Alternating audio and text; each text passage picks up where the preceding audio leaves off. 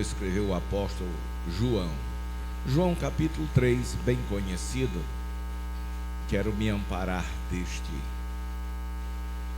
texto para lançar sobre vós um convite. Para quem é o convite, pastor? Para todos. Para aqueles que ainda não são crentes e também para aqueles que são crentes. O convite hoje é para todos. Meu propósito estava em Daniel, mas seguramente não era o propósito de Deus. Só mantenha a Bíblia aberta para você orar por mim. Está escrito, capítulo 16: porque Deus amou o mundo de tal maneira que deu seu Filho unigênito, para que todo aquele que nele crê não pereça, mas tenha a vida eterna. Porque Deus enviou seu Filho ao mundo, não para que condenasse o mundo, mas para que o mundo fosse salvo por ele. Quem crer nele não é condenado, mas quem não crê já está condenado, porquanto não crê no nome do unigênito Filho de Deus. Apenas esses 3 versículos. Glória a Deus.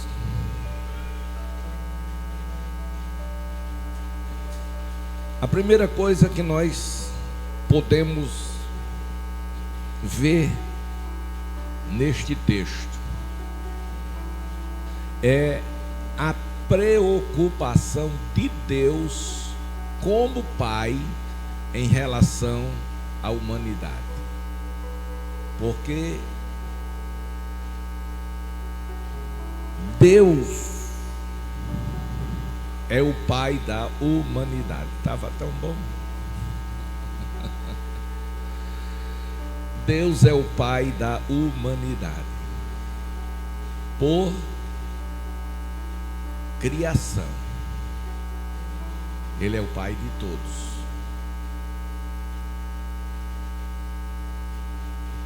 E um dia, Deus olhando dos céus à terra,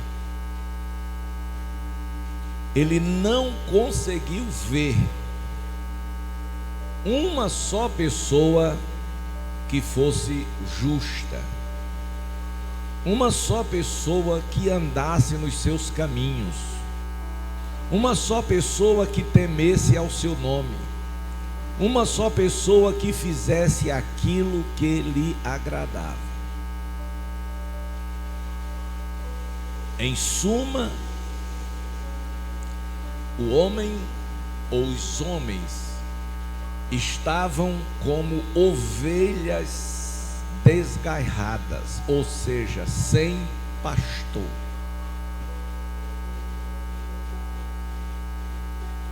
Mesmo assim,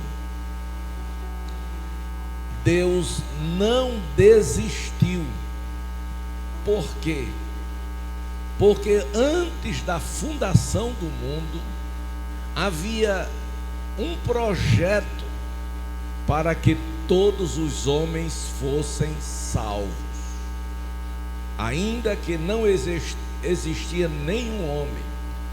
Mas Deus tem um atributo chamado presciência, e na presciência de Deus, Deus vê passado, presente e futuro como se fosse agora. Então ele viu na sua presciência o que sucederia com o homem. Mesmo assim ele amou. Mesmo assim ele não desistiu. E na presciência de Deus, antes da fundação do mundo, Deus já lhe viu e Ele lhe amou. Esta é a parte mais linda, mais bela das Escrituras. De sorte que a Bíblia diz: não que nós tenhamos amado a Deus, mas foi Deus que nos amou primeiro, sendo nós ainda pecadores, ainda inimigos da cruz de Cristo. Não estamos aqui prestando a Ele um culto porque somos bonzinhos, não. Foi porque Ele nos amou. Foi porque Ele não desistiu de nós. Então, o apóstolo começa dizendo a forma que Deus amou o mundo. A força do amor de Deus em relação para nós foi tão grande que Ele não poupou o seu único filho. Ou seja, Ele entregou, fez uma entrega do seu filho à morte, e morte de cruz, para que eu e você pudéssemos ser salvos. Mas por que esta entrega, pastor? Não havia outro meio, outra maneira? Não. Porque Deus, na sua lei estabelecida, Ele disse: a alma que pecar, esta morrerá. Como nós, todos, sem exceção de nenhum, todos pecaram, todos estavam confinados à morte. Não morte apenas física, porque existe a morte física, a morte espiritual e a morte eterna. Mas fomos confinados à morte eterna. Glória a Deus. Mas por conta do pecado, tudo quanto você está vendo de ruim acontecendo no mundo, normalmente a gente procura os culpados e sempre encontramos alguém de autoridade que está no governo, no poder. Mas na verdade, o maior culpado de tudo estar acontecendo não é o homem por si só, mas sim o próprio diabo. É o diabo que está fazendo todo este rebuliço no mundo inteiro. E é por esta razão que nós precisamos nos aproximar de Deus e orar mais, porque estamos orando muito pouco. Mas a bem da verdade, quando o homem peca, ele está sujeito à morte física, morte espiritual e morte eterna. As duas primeiras tem jeito, mas a eterna não tem mais jeito. Depois da morte, está escrito lá em Hebreus, segue-se o juízo final. Glória a Deus. Todas as oportunidades que o homem tem, todas as oportunidades que o pecador tem, e todas as oportunidades que o crente tem, é enquanto ele está respirando, enquanto ele tem vida. Pastor, por que o Senhor juntou o pecador e o crente? Porque nem todos que diz Senhor, Senhor, está escrito, herdará o reino de Deus. Por quê? Por conta da desobediência. Existem três classes de crentes: aqueles que estão perdidos longe de casa, se desviaram, se extraviaram. Existem aqueles que estão perdidos pertinho de casa, na porta da igreja, mas estão perdidos. Mas existe uma outra classe de crentes que estão perdidos dentro da igreja. Estão dentro da igreja, diz ser crente, usa Bíblia, veste de crente, cabelo de crente, prega como crente, glória a Deus, mas os seus corações estão longe de Deus. Estas pessoas são crentes, são, e há de você se disser que ela não é capaz de apanhar, aleluia, mas estão perdidas dentro de casa. Mas mesmo assim, Jesus ama. Mesmo assim, Jesus não desiste. Mesmo assim, Jesus está buscando uma maneira, uma forma e um meio de resgatá-las, de libertá-las, de transformá-la, de colocar no lugar que Ele quer. Por quê? Em nome do amor. Porque Deus amou o mundo de tal maneira que deu seu único Filho, para que todo aquele que nele crê não pereça, mas tenha a vida eterna. Escuta: todo aquele que nele crê. Incrível esta palavra, crer, que vem de crença. Deixa eu dizer uma verdade estarrecedora. Todo mundo, todo ser humano crê. Ou seja, todo ser humano tem fé. E agora? Só que Jesus não está se reportando a uma crença natural. A uma crença natural.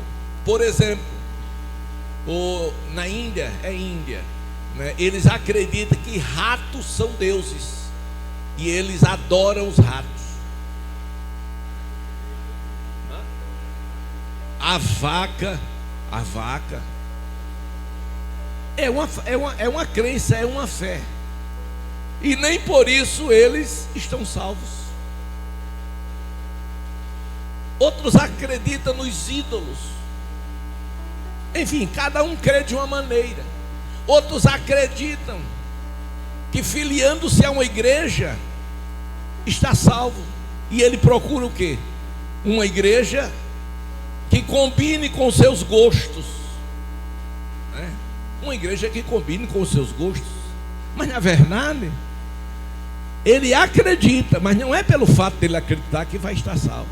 Jesus disse: quem crê em mim, como diz as Escrituras, tem que crer como está escrito. E esta fé, ela é produzida no nosso homem interior, através do Espírito Santo, quando nós procuramos conhecimento de Deus através da palavra. Só quem está entendendo, diga amém. Versículo 17. Porque Deus enviou seu Filho ao mundo não para condenar o mundo. Por quê? Porque o mundo por si só já está condenado. Está escrito que o mundo jaz no maligno. Ou seja, os demônios, eles estão em todos os lugares. Em todos os lugares.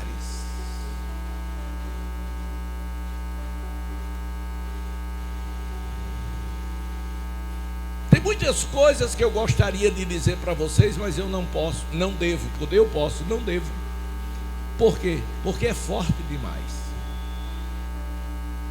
Mas eu vou dar só um pequeno exemplo, para você ter uma pálida ideia. Numa sinagoga, estava no culto uma mulher. E esta mulher ia sempre aos sábados à sinagoga para prestar cultos a Jeová. Mas ela andava assim, ó. Está escrito que ela andava assim. Assim como? Encurvada. Ia encurvada e voltava encurvada. Tem muitas pessoas que ainda hoje entra na igreja encurvada e volta encurvada. Não fisicamente, mas espiritualmente. Aquela mulher estava literalmente, fisicamente encurvado. E nada acontecia. Mas um dia, sabe quem foi àquela sinagoga? Imagina quem?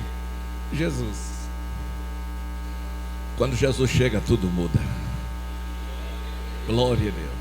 Deixa eu dar um exemplo a todos nós, a partir de mim. Quantos de nós passamos anos alguém tentando nos convencer para ser crente, e nós levamos uns mais anos, outros menos anos, muitos anos, para entender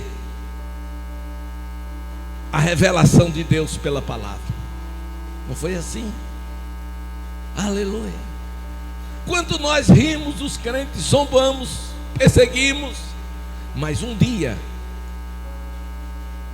nós levantamos a cabeça. Foi um milagre de Deus na nossa vida. Disse: Jesus estava certo. Aquela mulher estava encurvada e ficou encurvada até aquele dia em que Jesus Cristo entrou na sinagoga.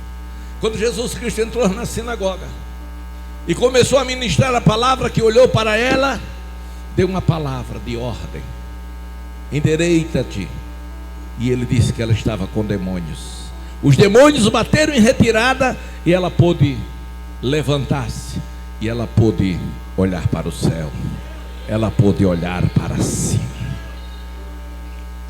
Oh. Então Deus mandou o seu único filho ao mundo, não para condenar o mundo, mas para quê? Para quê? Foi fraco. Para quê? Para que o mundo fosse salvo por meio dele. A única maneira do homem ser salvo é através de Jesus.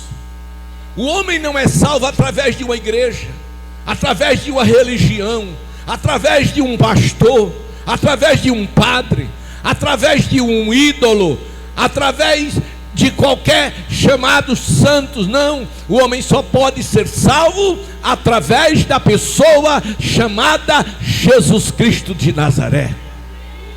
Ele é o único que tem poder nos céus e na terra e embaixo da terra.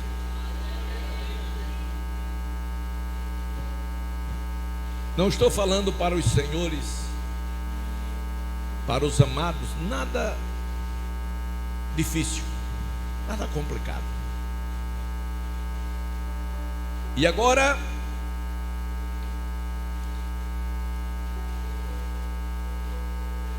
versículo 18, disse Jesus, disse o apóstolo João, escreveu o apóstolo João: quem crer nele, quem crê em Jesus, não é condenado. Paulo, escrevendo aos Romanos, capítulo 8, versículo 1, ele diz: porquanto agora quando? Quando você entregou sua vida para Jesus. Porquanto agora nenhuma condenação há, verbo ser do presente, existência, para quem está em Cristo Jesus. Estar é o verbo de ligação, né? Estar nele, vírgula, não é só dizer que está de verdade, porque quem está de verdade não anda segundo a carne, mas segundo o Espírito. Aleluia. Por isso eu não posso dizer mal de você. Por quê, pastor? Porque você é meu irmão. Aleluia. Por isso eu não devo odiá-lo. Por quê? Porque você é meu irmão. Por isso eu não posso afligi-lo, subestimá-lo, querer o seu mal. Não. Porque você é o meu irmão. Você custou caro para Deus, custou o sangue derramado do seu único filho. O mesmo preço que Deus pagou por você, por Jesus, através de Jesus, foi o mesmo preço que pagou por mim. O mesmo Espírito que está em mim está também em você. Por que eu vou falar mal de você? Mas pastor, mas essa pessoa fez muita maldade, muito mal. E agora? É muito simples. Você vai a ela, você vai a ele. Meu irmão, o que é que está acontecendo? Por que você está com raiva de mim? O que foi que eu lhe fiz?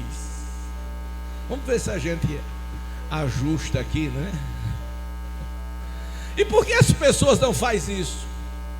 Porque existe uma arma de Satanás chamada,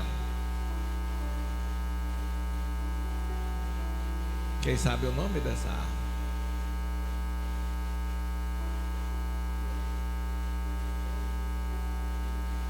Aleluia.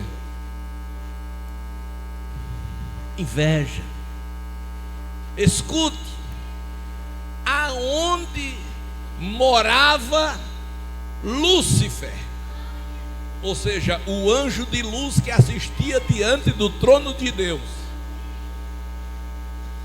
ele morava no Éden de Deus, era uma só grei, céus e terra.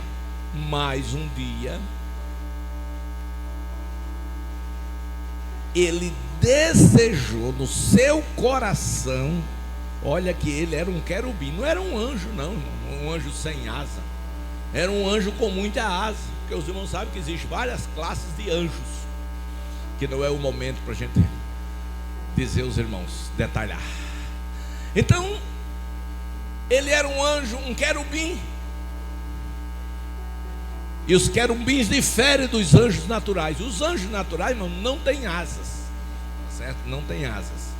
Eles se manifestaram sempre como anjos, como pessoas. Mas os querubins sim. Querubins, serafins. Serafins têm 6 asas. Os querubins, os serafins, não diz quantas asas. Então, o que é que acontece agora? O que é que acontece agora é que ele sentiu inveja de Deus. Por quê?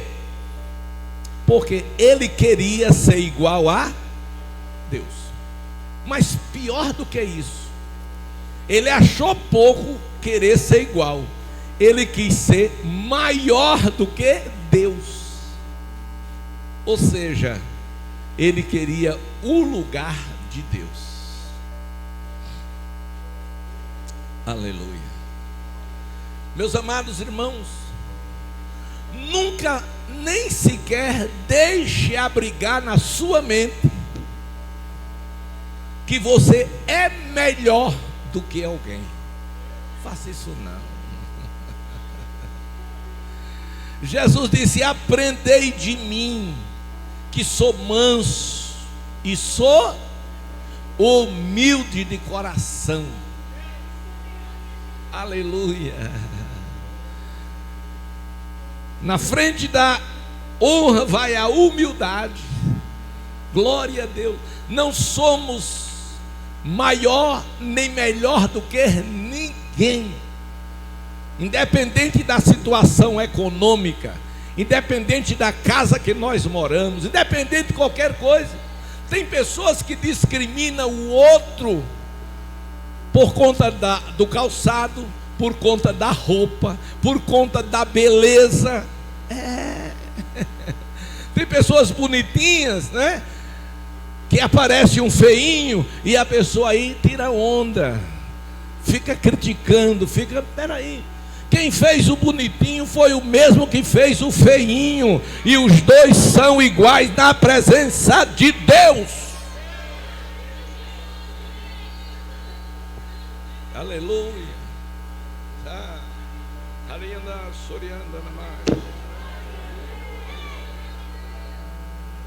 Então quem crê não é condenado, mas quem não crê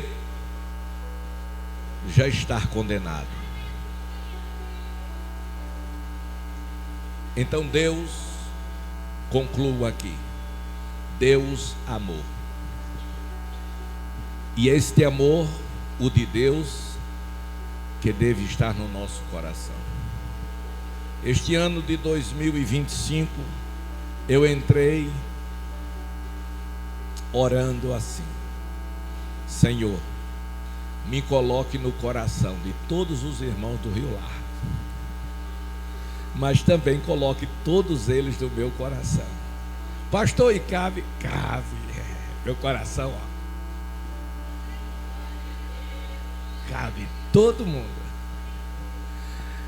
E se eventualmente em qualquer lugar da vida, qualquer lugar, num shopping, enfim, qualquer lugar, se eu passar por você e não falei, e não falar, não fique triste, fale comigo, porque eu não lhe vi. Glória a Deus. Não lhe vi. Porque às vezes a gente passa quase batendo no outro e não vê, por incrível que pareça, porque a nossa mente está longe. Glória a Deus. Essa semana eu estava no supermercado com a minha esposa e ela saiu por um corredor e quando eu olhei, ali foi ali perto lá de casa, na esquina, como é o nome daquele trem? A van. Aí ela, quando eu olhei, a mulher sumiu. Eu digo, não é possível que ela tenha sido abduzida. Sumiu. E eu comecei a procurar. Aí entrei no corredor. Quanto mais eu procurar, mais não via. Aí eu saí num corredor assim. Aí fiquei assim, olhando. Aí ela, ei. Pss, pss. E eu digo, quem tá? Ela estava assim, a uns 5 metros, na minha frente. E eu procurando. Glória a Jesus. Não sei se são os muitos janeiros, não sei. Eu sei que... Então, este amor, que amor é este, pastor? É o amor que perdoa. Eu não sou perfeito. Tenho qualidades, você tem qualidades. Mas eu tenho defeitos, você também tem defeitos. Nós temos qualidades, nós temos defeitos. É este amor que perdoa. É este amor que tem a capacidade de renunciar o nosso direito e dar para quem não tem direito. Glória a Deus. Aleluia. A melhor coisa em uma discussão, a melhor coisa é você tirar os seus direitos e dar o seu direito a outra pessoa. Por exemplo, você vai discutir com uma pessoa, a pessoa está discutindo, os dois esquentam a cabeça, aí começa a se detratar. Você não presta você. Na hora que você sentir que o negócio vai esquentar, que vai ter uma discussão, principalmente em casa com a mulher, né, irmãs? Aí os maridos, cadê os maridos? Estão aqui. Aí os maridos olham para a mulher e digam assim: você está certa. Aí ela diz: ainda bem que você reconheceu. Acabou o problema. Mas se você segurar que ela está errada e você está certa, aquela noite vai ser uma noite turbulenta. Glória a Deus. No mínimo vai ter 2 lençóis para se cobrir. Glória a Deus. No mínimo. Então, amor que renuncia os seus direitos. E um amor que se auto-entrega. Tudo por você. Tudo por você. Foi o que o Senhor fez. Ele não merecia passar pelo que passou, mas Ele passou. Por quem? Por mim. Por você. O que está faltando no mundo, a partir de dentro da igreja. Eu disse que a mensagem era para fora e para dentro. O que está faltando no mundo, a partir de dentro da igreja, se chama o amor. Se nós amarmos mais, não sofreremos tanto. O maior problema é que a falta de amor nos leva a sofrer muito. Por exemplo, uma pessoa que guarda rancor,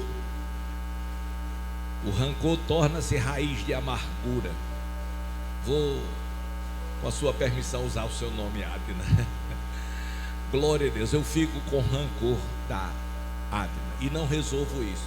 Aí torna-se raiz de amargura. Aí eu vou dormir. Aí vou dormir pensando em quem? Nada. Ela não presta. Ela me fez mal. Ela falou de mim. Aí demora a dormir, ó. Tenho insônia. Acordo, quando acordo, mas aquela Ada não é brincadeira. Vai ver o que eu vou fazer com ela. A gente fala até sozinho. Glória a Deus. Ou seja, quando você tiver raiva de uma pessoa e não conseguir tirar a pessoa da cabeça, você vai ser um grande sofredor. E a outra pessoa nem lembra de você. Aí toma o seu café, está nem aí.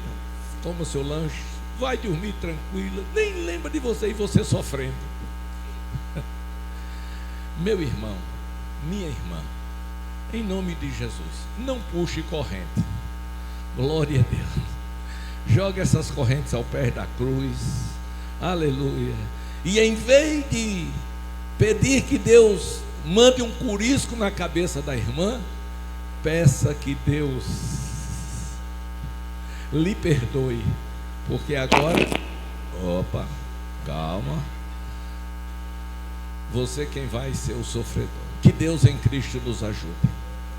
Nós estamos, na verdade, caminhando para o céu, e o caminho é estreito e a porta é apertada, mas tudo não depende do outro, tudo depende de nós.